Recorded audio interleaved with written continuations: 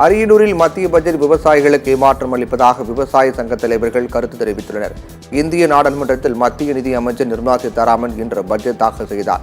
இதில் பல்வேறு திட்டங்கள் அறிவிக்கப்பட்டிருந்தாலும் கூட விவசாயிகள் எதிர்பார்த்த திட்டங்கள் அறிவிக்கப்படாதது விவசாயிகளிடையே ஏமாற்றத்தை அளித்துள்ளதாக இந்திய விவசாயிகள் சங்க கூட்டமைப்பின் மாநில தலைவர் ராஜேந்திரன் தெரிவித்துள்ளார்.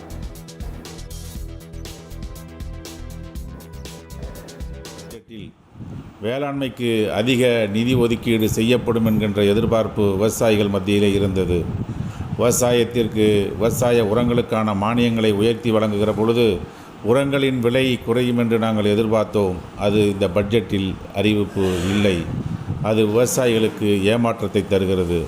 அதோடு இல்லாமல் அடிப்படை ஆதார விலை விவசாயிகளுக்கு கிடைக்கும் என்ற நம்பிக்கையில் நாங்கள் இருந்தோம். அதுவும் இன்றைக்கு அறிவிக்கப்பட்டிருக்கின்ற பட்ஜெட்டில் அதற்கான அறிவிப்புகளும் இல்லை.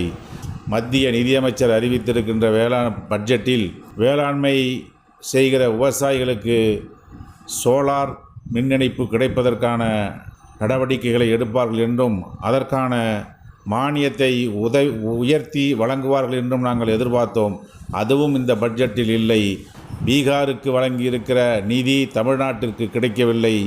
அஸ்ஸாமிற்கு வழங்கியிருக்கிற நிதி தமிழ்நாட்டுக்கு கிடைக்கவில்லை என்கிற பொழுது ஒட்டுமொத்த தமிழ்நாடுமே இந்த பட்ஜெட்டில் மீது அதிருப்தியை தெரிவிக்கிறது, ஏமாற்றம் அளிக்கிறது. ஒட்டுமொத்தமாக பார்க்கிற பொழுது விவசாயிகளுடைய எதிர்பார்ப்பை இந்த பட்ஜெட்